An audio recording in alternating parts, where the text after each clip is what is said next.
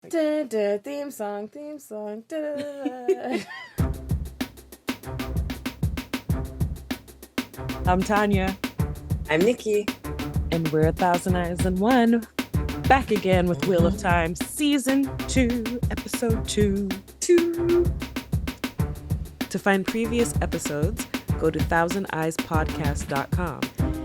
You can also find us on YouTube, 1000 Eyes and One Podcast. And if you'd like to follow us on social media, we're on Twitter as 1000Eyes1, Facebook and Instagram, 1000Eyes and One. If you're interested in our speculative fiction book club, that is Wine on an Empty Stomach on Instagram. This episode had a lot going on. So many new people. So many new people, so many things happening. We open with Rand having a Liz Theron dream. He's killed everyone he loves and then wakes up and is like, what have I done? Ah. And apparently these dreams are recurring. Mm-hmm. And he's a hobosexual. We learn a lot. He is clapping cheeks for housing. Mm-hmm. Okay, Rand. I see. I didn't know he had it in him. I didn't know either, but you got to use what you got to get what you want, right? It's true.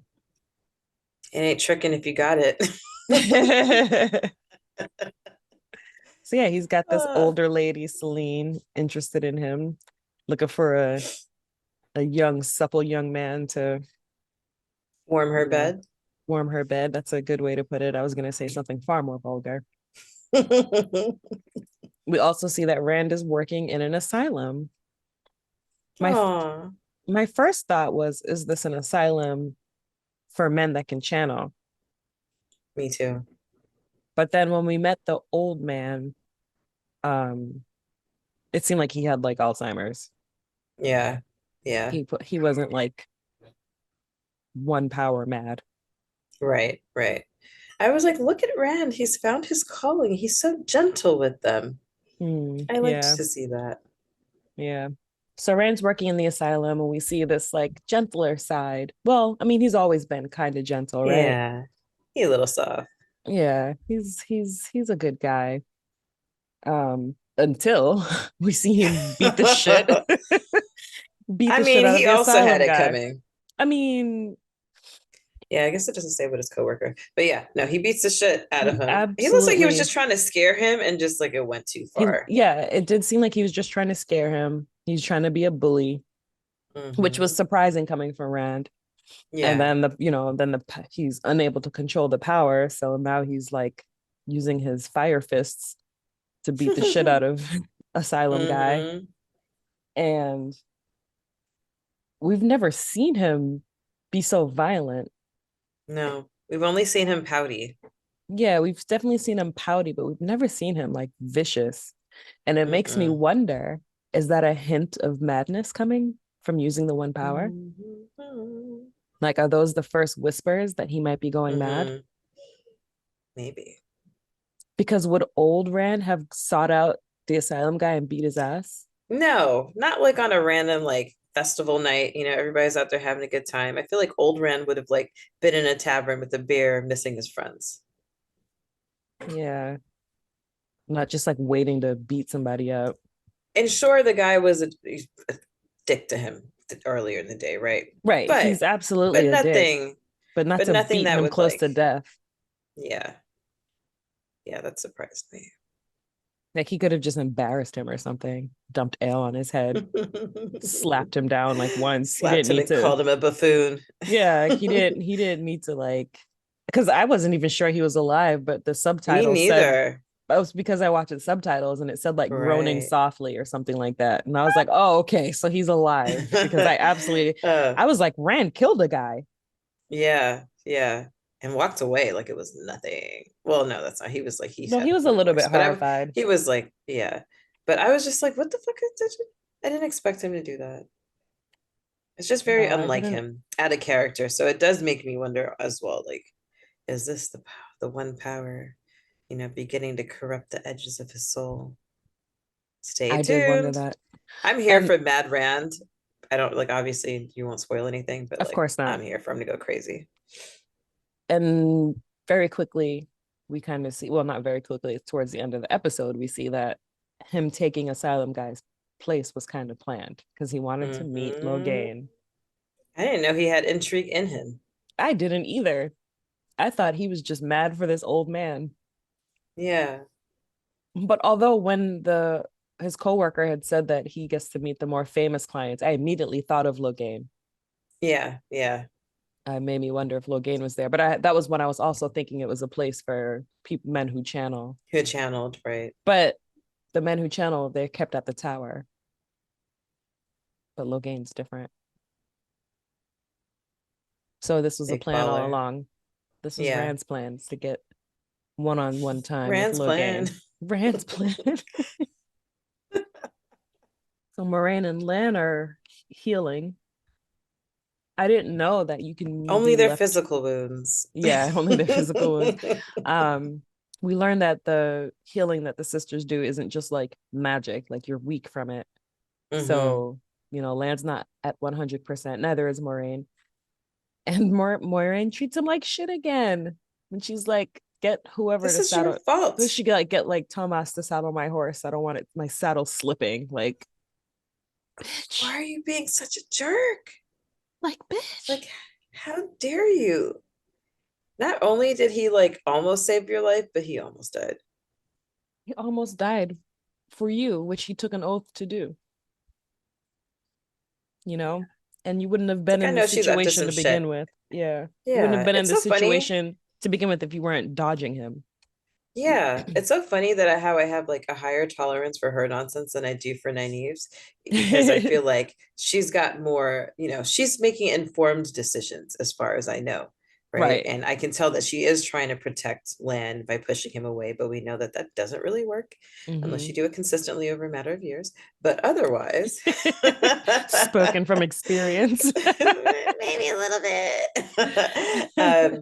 But yeah, it's like oaths were sworn, and he's a Mm-hmm. very honorable dude. So yeah, I see that she's like off on her side mission and she wants to go do that and protect people. But I mean, I feel like at this point, I know that that Lana's gonna follow you no matter where you go. So like find another way to keep it real and to tell him like, please don't follow me this time. But maybe she's worried about people being captured and having the information tortured out of them. And that's fair too. But yikes. And she does tell them that she's trying to protect the dragon, or they offer to help her in her quest to protect the dragon, rather. And, Varen tests her, Mm-hmm. starts asking all those questions. You see Moraine reaching for her knife, which was terrifying. I was like, is she about to kill Varen? Mm-hmm. But Varen gets it. Varen Yeah. is of the Brown Aja. Those are like the researchers. So she Mm-hmm. knows all the prophecies. She's able to put it together, you know, pretty easily, it seemed like, what Moraine is up to. Yeah. And she's happy that Moraine was willing to kill a sister to protect Rand, which is just terrifying, but it shows you how serious Moraine is Yeah. about this. Yeah. And we found out about the first time he saw Ever her I saw face. your face. It's like I thought when they talked about sharing this information about the first time we met and getting all a little starry-eyed about it, that would bring them closer, but it didn't. No. I was like, then what was the point of the story if they're not going to kiss and make up? Well, I mean, Moraine says that it's when she knew he could protect himself, Mm. that he'd be all right on his own, rather. And it's just her leaning into letting him go. And, he's not suicidal like what's his name Yeah. was, Oh yeah. Yeah. which was so sad. When I watched that episode again, I was just like, It was devastating. Absolutely devastating. Um, because he's been masked, she's masked the bond before, so he knows what it's like to not feel it. mm-hmm. So it hasn't driven him insane or anything. It hasn't driven him to suicide, but it doesn't feel good either. Yeah. And Moiraine is just, like you said, she's trying to protect him by letting him go. But he doesn't want to be protected. He wants to die for her, like he promised to. He wants to uphold his vows. Why do you think she's so adamant about him not coming with her anymore? Maybe he has a part to play when the wheel turns and wheel weaves as it will. Because I'm like, well, I know that you're like, a king, or you would be a king, had your kingdom not been destroyed. Mm-hmm. But maybe, I don't know, maybe there is a prophecy and he's got, I think about him and I think about what's his name in Lord of the Rings? Oh yeah. What's his Yeah, that face that guy. was dating the elf? Yeah, that That dude. was way too hot for him. Strider, yeah, the ranger. I think about him, like he's the king, he comes back, he's a prophecy, da da da da. And so that's what, and this happens in fantasy stuff, right? Somebody comes back and I don't know. I think that he has a purpose to play later on. And that's why she wants to keep him alive. Or maybe she just loves him and doesn't want to see him die. But I feel like, with her machinations, he probably has a purpose to serve that, I feel like she knows they'll meet again.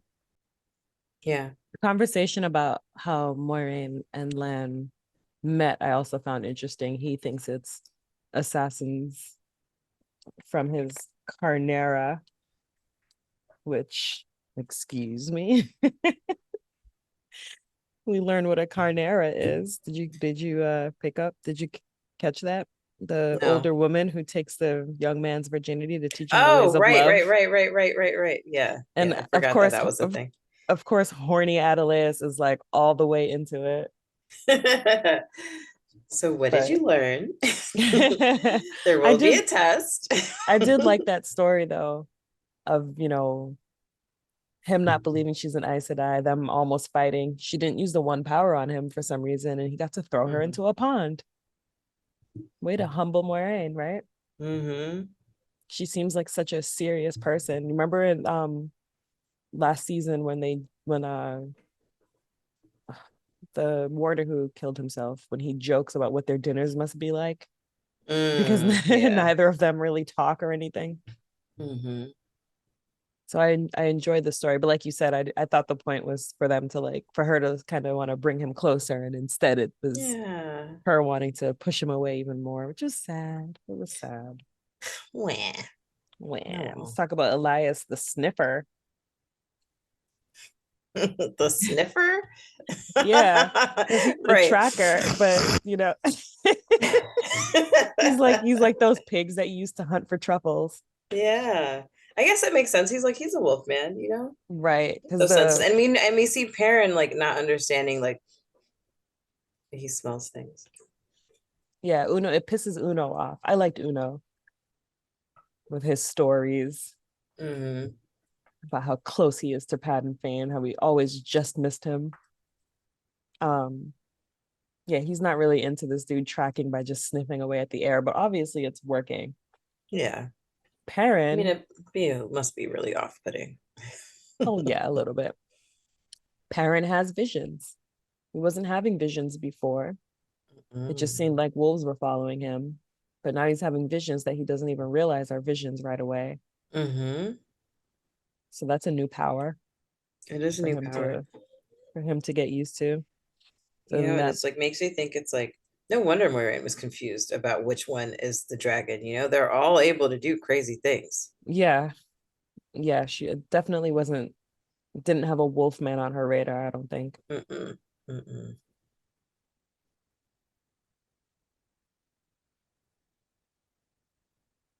They go to that village, they see that the dark friends have left in a hurry. Of course, Uno thinks it's because they knew they were coming, but Yeah. obviously for something else. Because we see a Mm-hmm. tortured Fade. Yes. That was What terrible. I never expected to see that. what can torture a Fade? Because it's like we thought Trollocs were bad. Then we find out that they're scared of the Fades who control them. Mm-hmm. And then you see the Fades, and the Fades are absolutely horrifying. So what can torture a Fade? I got no Do you, answers. I just had to keep watching. A dark friend of some sort, But would a it, super I don't know if powerful it, channeler, that's what I like was one of gonna their dark say. channelers. Maybe one of the Forsaken, like maybe Mhm. Ishamael tortured him. Yeah. Yeah. I mean, because we didn't really talk about this, but like when Moraine talks about him, she just talks about how powerful he was. Like she did not stand a chance. Mm-hmm. A chance. Right. And He even he killed her said, with like, you only the brought flick of one her Aes wrist. Sedai for me. Mm-hmm. Like it's casually disrespectful. So yeah, but it also makes me wonder if they're just like, they're following these people, and if they're not being led into a trap, like, haha, look at what we can do to these people, and not to like dissuade them from going the same way, but maybe I feel like there's a larger game at play here. I guess is the way for me to say that without stumbling over what I Yeah. mean. Yeah, the whole tortured Fade thing and seeing the close up when he opens the mouth a little bit. Like Yes, so even gross. though, and knowing that it was alive, like it wasn't just Mm-hmm. a Fade that's been killed and strung up, like it was a Fade that was strung up and then tortured. Like, Yeah. what is scarier than a Fade? The only thing I can think of is one of the Forsaken. But Mm-hmm. then why would one of the Forsaken kill a Fade and torture it? Yeah. I don't have an answer for that. Me neither. Because it seems like they'd be on the same side. Right. I would think the Because yeah, Fades because work it's for like, they work for the Dark One. yeah.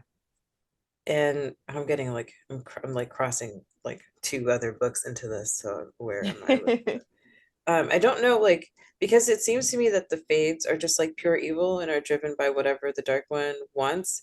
It doesn't seem to me that they have any agency. So like why torture when if you know that they're just like following orders and are kind of empty, but maybe they're not, maybe they're not empty. Maybe this one went against the grain or something. I don't know. I Well, don't we'll find out, I suppose, know. as we always do. Just asking the question. So the Shinarans stay in that village. Elias chooses not to and Mhm. tells Perrin they're not your pack, which is Yeah. like, who's my pack then, Hope? I guess Yeah. it's you. You or the wolves that keep coming, and I just came like, oh yeah, they're not gonna hurt me. Yeah.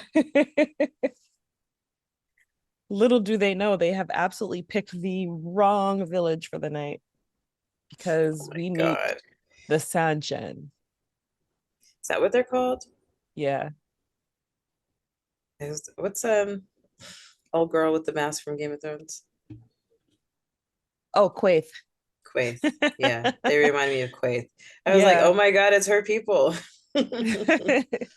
That was High Lady Sura with her traveling like pyramid. How heavy is that thing that they pull her on?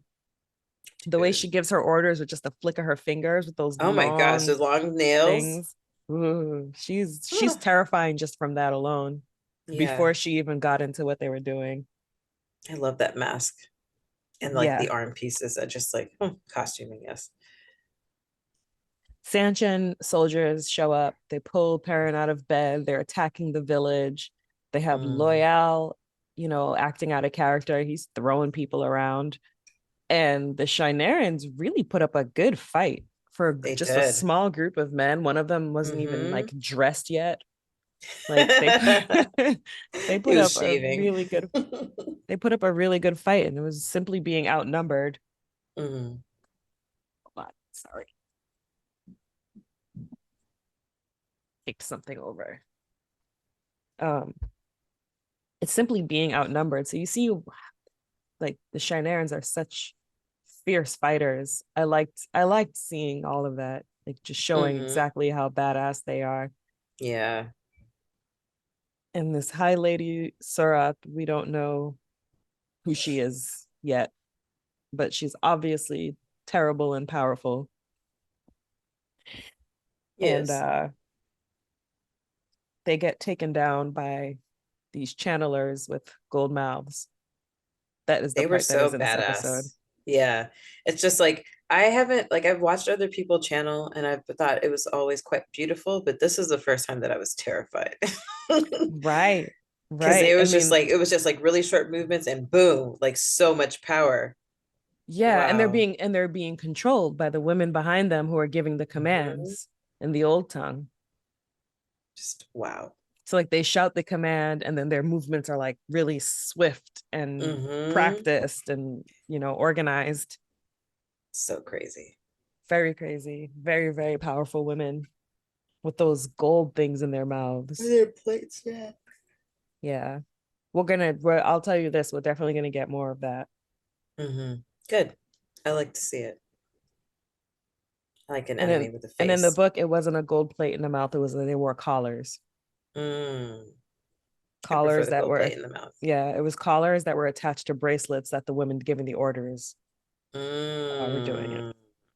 Got it. But it's interesting with the gold thing in the mouth because now I want to know how that works. Yeah, me too. That'd be interesting. But also, High Lady Serath is with Ishamael. Yeah.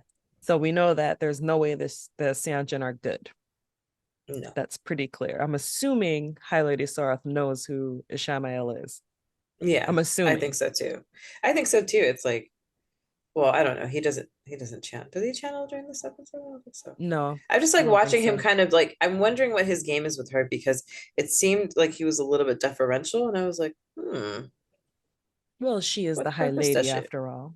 Yeah. I mean, maybe he's just trying to bring the Seanchan army to the dark side. Yeah. And then, he can help them expand their power because he's so powerful. Back at the tower, we're starting to learn more about what it means to be an accepted. Nynaeve visits the infirmary where Liandrin steals drugs, which had me like, oh, we're stealing drugs? What do you think? Well, I guess it's kind of, why do you think Liandrin is so interested in Nynaeve? Obviously, she wants her to be in the Red Ajah. But I think maybe she thinks she's a dragon. You think so? Yeah. I don't know why else. Like, yeah, it'd be really beneficial to have you on their side. You're the most powerful channeler anyone has seen. She's probably like, oh, wait, this is probably why Moiraine said she didn't know who it was or, but she brought this woman here. She's been gone for all these years. She dropped her off here and we've seen what she can do. We know that she's like super duper powerful and we want this to awaken. I think that, yeah, I think she might think she's a dragon. But the Red Ajah want to kill the dragon. You have her in your custody, then you can make it work for you. So I think she's trying to groom her, like I'm on your good side. I became your mentor. I helped you unlock your powers.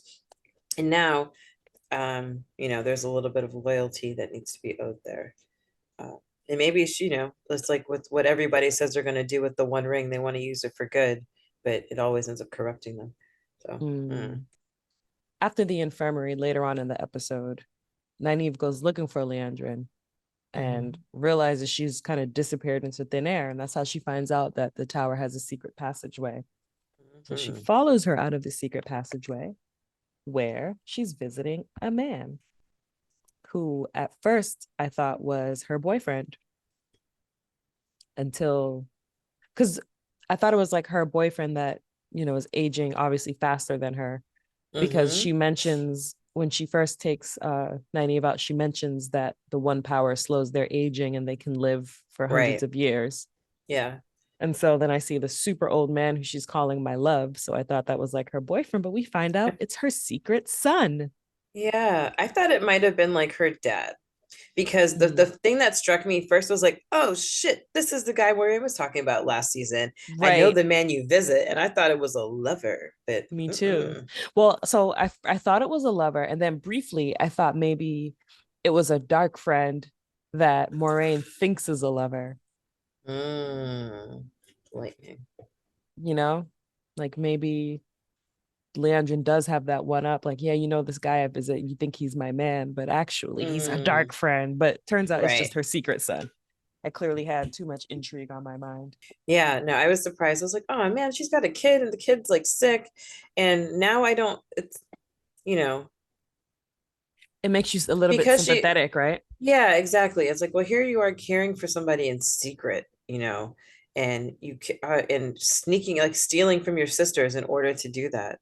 Because she can't even ask one of them to come and heal him because she's, yeah. you know. So that made me wonder too, is this a son she got after she'd been in the tower already, or is this a son she had before she became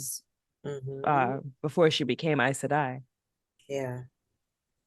Because at first I was thinking, well, if she was pregnant, everybody would have known, but the Reds are on the road sometimes, so she very easily could have been gotten pregnant, stayed on the road, had the Mm-hmm. baby, you know, Mm-hmm. and moved on without them knowing, Yeah. even though they usually travel in pairs. It's like the good old days where they send the girl to the seaside or the aunt in another city, Hmm. and they come back and So it's a maybe little it's a bit son, maybe sad. it's a son she had out on the road, or maybe Yeah, it's a and son she maybe had before she was Aes Sedai. But yeah. either way, she's loved a man once. Mm-hmm. Yeah. Yeah, Maybe that man did her dirty and that's why she went red. it might be. Might be. Like maybe she had the baby as like a novice or an accepted. Well, no, it wouldn't work for a novice. Oh. As an accepted, the accepteds are Mm-hmm. allowed to leave the castle. I mean, the tower. In any case, I guess it doesn't matter when she had this Yeah. baby. What matters is she had a baby before, and he's Yeah. like 90 years old. Mm-hmm. So how old is she? Like 110? That's what I want to know. Crazy Yeah. just how like the Red Aja as a whole are just like fuck men. Right. On the topic of Leandrin, what do you think her interest in Matt is? And why did Moiraine, when she told them to go look for Matt, why did she send him to the Reds? Like, Because what's I the think play she on that? doesn't Was it trust I think she doesn't trust him. And I think that she thought that they were just gonna like, dispose of him neatly and nobody asks for him again. They all assume he's a traitor. I wondered if I don't I kind of thought maybe it was a decoy. Mm, So keep them busy thinking that Matt has some kind of special purpose while she searches mm-hmm. and works with Rand. Right. So Or I could see throw the trail off of Rand, you know? right. I was gonna say something about I can't remember. I'll think of it. But another purpose for her having that there or yeah to like let her feel like there was like some bit of a partnership, like don't tell anybody that you have him. Now we're on this in this intrigue together, so that yeah, similar to what you're saying at Decoy Land. um yeah, I mean, I wasn't really surprised to see him, but I was surprised to see him, new face, who does. Yeah, I thought he And was like on the road somewhere running around. I didn't realize he was already captured yeah, back at already the been tower so captured. Like I thought quickly. that was exactly, I thought it was going to be part of the plot that we see them chasing after him. Mm. um they ain't waste no time. So, and she's not nice to him. Yeah, she's like reading that letter because it's bell tied, and And she he's like, left him out, even she though left him Perrin out on purpose. absolutely like, why is she torturing him? I feel like that wasn't part of the ask, you know? No, she's taking her job too seriously. It She's was a so lot. mean. She's so mean. This is somebody's lost son. Now we know you have one. Like, chill. Even though Right? like, yeah, even though we know, like, it's not his fault that he got consumed by the dark power. Like, he picked up the knife, yeah, but Well, he was just taking a little souvenir from the wreckage. Did he really like? He I didn't know enough to know that this mean, was gonna be like evil, he was terrible. told that this place is evil and to literally touch nothing. I know, And but he nobody stole a dagger. believes that. He's just a little country boy. He didn't Yeah, believe but that. at this point, you've seen Trollocs and Fades. Yeah. So you should probably believe in this evil city where you shouldn't touch anything. I mean, You know, you I know, would. I would listen to any once I saw her kill all those Trollocs and tell me that I Yeah. have some special purpose, I would have followed her anywhere just because I'm so scared. Yeah. So, we take you into this evil place where the Trollocs won't even enter. Yeah. And you're told not to eat anything you didn't bring yourself and not to touch anything. You steal a dagger. So yeah, Yeah. he did kind of have it coming. Yeah. Maybe it's more It is useful to kind of keep his an eye fault. on him too, because she says Rand is a dragon, but maybe it's because Well, the darkness is he makes him so he's already so susceptible to the darkness. at this point, she knows Matt doesn't channel, so I don't think she knows Mhm. it's Rand, but Matt is Tavern, so she's gonna want to keep an eye on him I don't know what And I that guess, oh, it means that the wheel weaves around him. means. Loyal talks about it last season, Mhm. about how the four of them, Matt, Rand, Nynaeve, Egwene, and Perrin, sorry, the five of them, Mhm. how they're all Ta'veren, and the wheel seems to be weaving around them wherever they go. Got it. Got it. And so she doesn't know what Matt's purpose is yet, but she knows he has some, and she doesn't believe he's the dragon, but she knows he has some kind of purpose. Mhm. Some So, part but to I just, play. yeah, I was just like, why send the Reds? But I think maybe to just throw them off the scent of Rand. Matt digs a little escape hole in his cell, and who's behind it? Min. Now, why is Min locked up? Don't know, but I was super happy to see her. Because the last time we saw her, she was escaping out of She Faldara. was, yep, the back of a cart. She was headed out. And Min start hanging out, and Min has the vision of Matt killing Rand, which I'm like, come on, he can't kill Rand. So it made me wonder, are her visions, one, are they always true?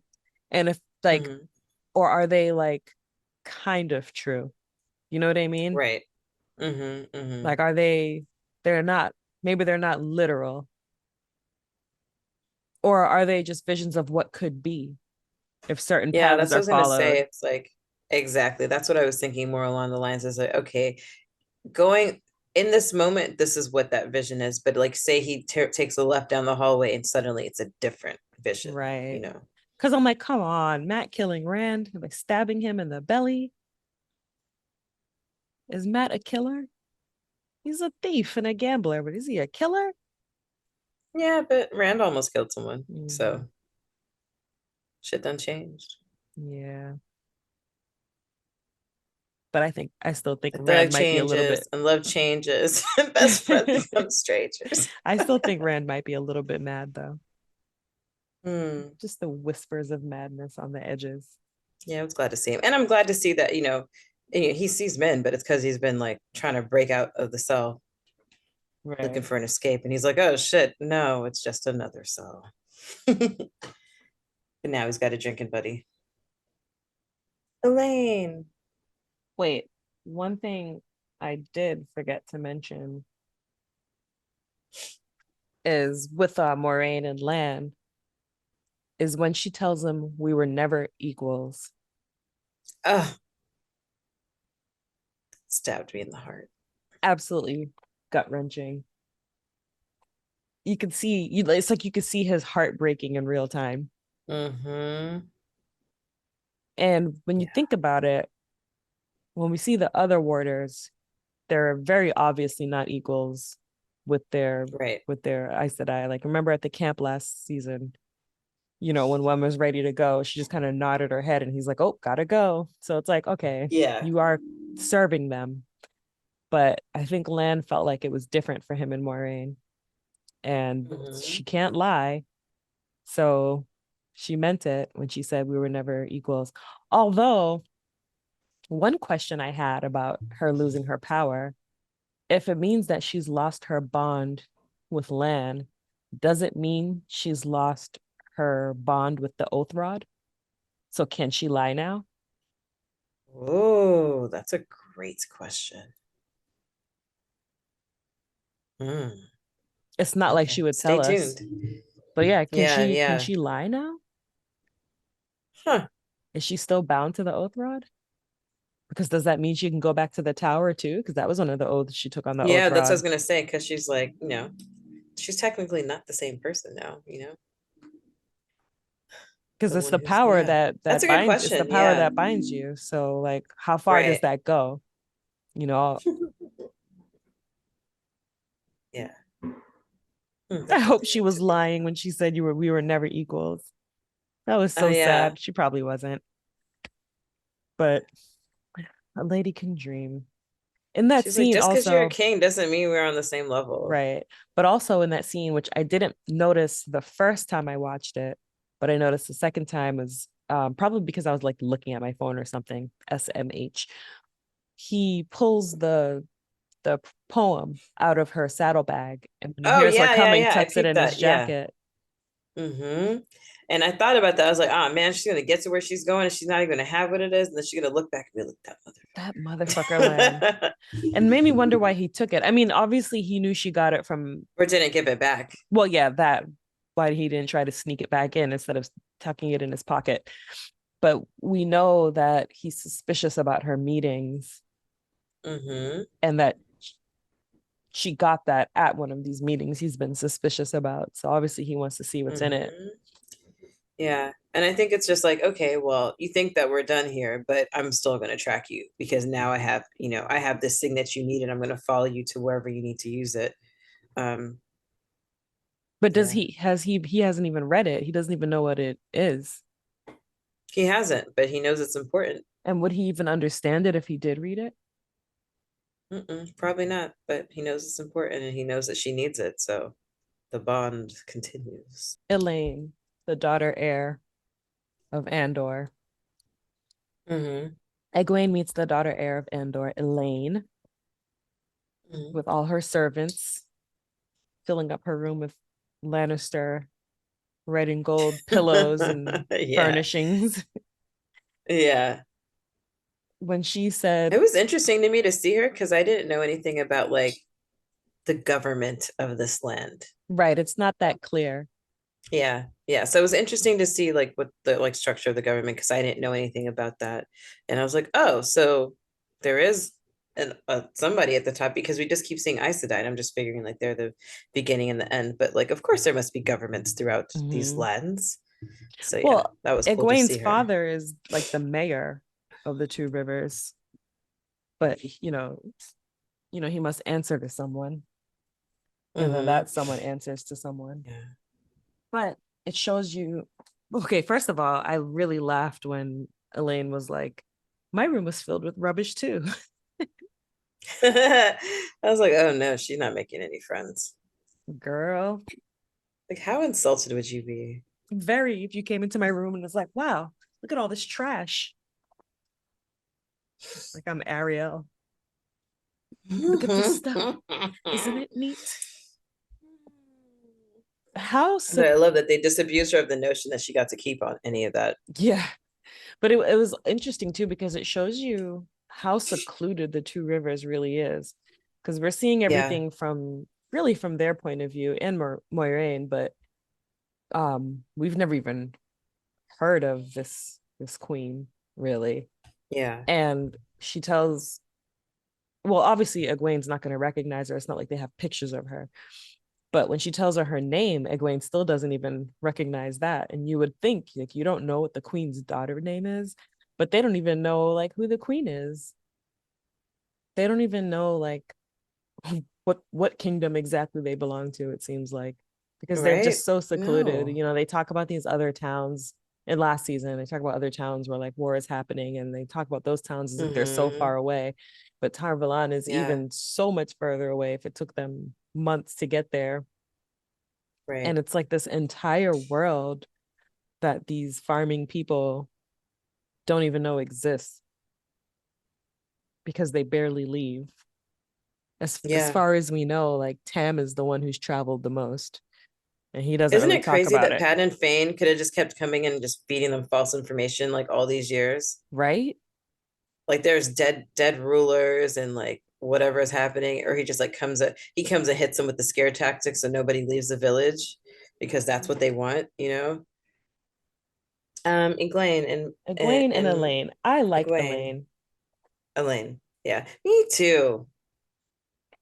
Me too. I like that for someone who's like so high up the ladder that she's still very down to earth and she still respects the Aes Sedai, like she's yeah, she respects the Aes Sedai. And she's like, no, you can't break the rules, you can't mess around. This is what this means. She's very skilled because she's been coming there since she was a kid, Yeah. you know? Um, and I guess maybe to learn to be a ruler who can channel. Yeah, they'll get into that later about the whole daughter heir, learning the ways of the Aes Sedai thing. It's like a whole thing, but Okay. me telling you that isn't spoiler. But it's like a whole thing that I'm Yeah. assuming they're going to get into later. So is the mother of the daughter heir is the ruler of Andor? Yes. Okay, not the Right. father. It's a Correct. queen. Okay. She is okay. That's why I wanted to know if it was a queen because they didn't call her princess. They just called her daughter Yeah. heir. Yeah. I think she's called the queen. I think she's called the queen. But anyway, yeah, she's the daughter heir. She kind of shows that she's honorable as well when the mistress of novices Mm-hmm. wants to know who let all those maids in, and she refuses to give the name, and is like, all right, I'll take the 3 months of mourning beatings on her behalf. And Yeah. she takes it Yeah. just like that. And at first I thought she was being sassy Mm-hmm. because she knew that the mistress of novices couldn't do it. That was my first thought. Is she knows she's the Mm-hmm. daughter heir. Like the mistress of novice isn't gonna whip Yeah. her. But then you realize, no, she is. And she just accepts it. And I was Yeah. like, well, damn. I don't know if I would have been that honorable. Threat of daily whippings for Mm. 3 months. Oh, I was trying to think of who she reminded me of. She reminds me a little bit of Seraph, well, a less bratty Seraphim Fitz-Empress. Mm, Like just wanting to be amongst the yeah, people. yeah, But that's the only parallel. Like, yeah. yeah. Wanting to be amongst the people while other people are dreaming that they could live the life she lives. She describes Yeah. the room as Yeah. being so tiny that she's seen closets bigger than that. Meanwhile, Egwene's like, but these high ceilings, this is bigger than my house. And Egwene lives in an inn. Well, you know, so funny. I did like how Elaine calling Egwene out on her jealousy of Nynaeve, I thought was really bold, considering they've just Yeah. met, but also shows you who she is. She says what's on her mind. Yeah.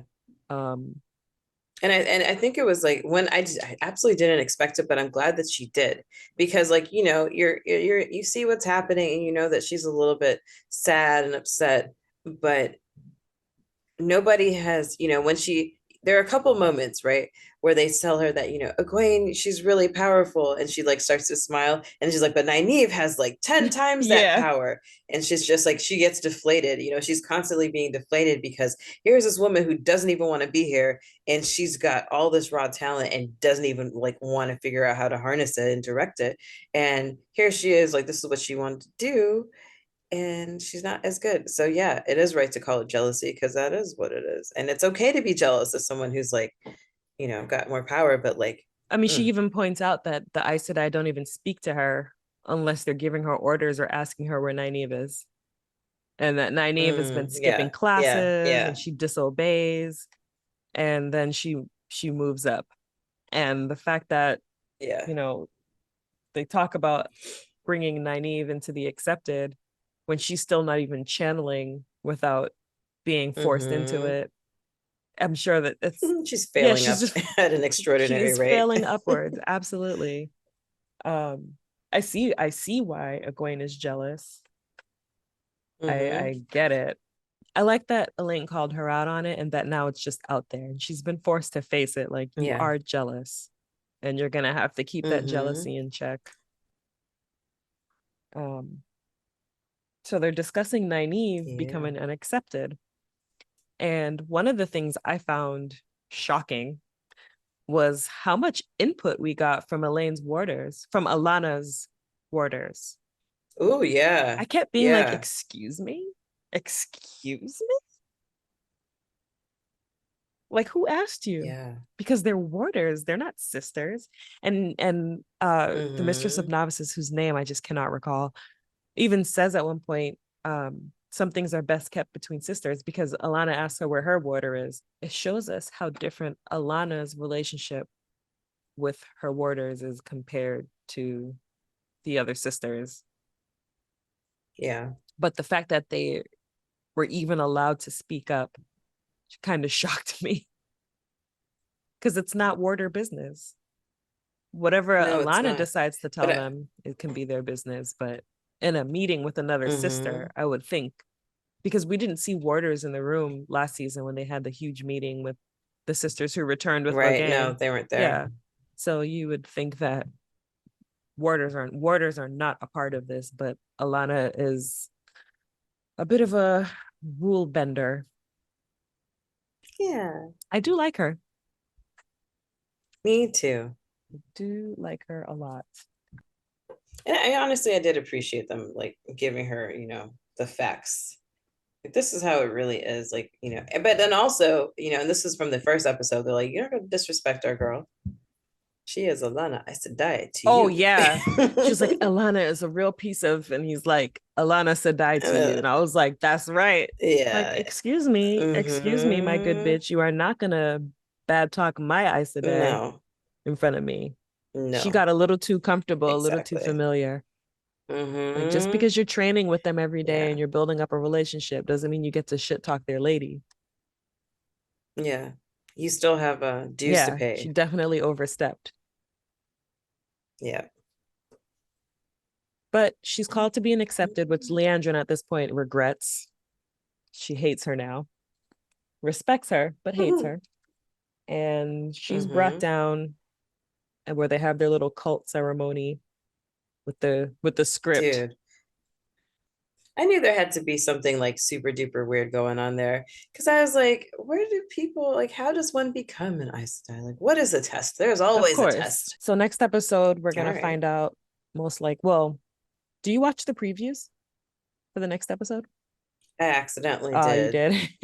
I've been trying to avoid them. My will. I try to avoid them, but I do know that next episode, we're going to get to see more about this accepted trial. Which I'm absolutely looking forward to. I do remember reading about that in the books. And so it's exciting to see how they'll, you know, play that out. That's pretty much the episode. There was a lot happening. Once again, another episode that I really enjoyed. Yeah. Between the two, I don't have a favorite yet, you know, and I usually have like a favorite at least 2 episodes in. But yeah, things are moving just so quickly and there's never a dull moment. There hasn't been a lag in any of it, you know. And shout out to costumes and lighting design and all those things because it looks fantastic.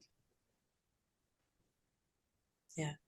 I'm super happy and excited for the next one. 3. And the one after that. And the one after that and after that and after that. I always say that though. I'm always like 10 out of 10, no notes. And then like 5 episodes later, I'm like, you know what I didn't like about episode 2? They should have. I'm always so excited on my first watch. I'm like, oh my God, everything was awesome. And then like, give it 3 weeks. Well, it's like, you know, you give it 3 weeks, but then the story unravels and you're like, wait a second, we could have like, this is a thing that could have been done differently. Yeah. Well, I'm looking forward to recording about episode 3 with you.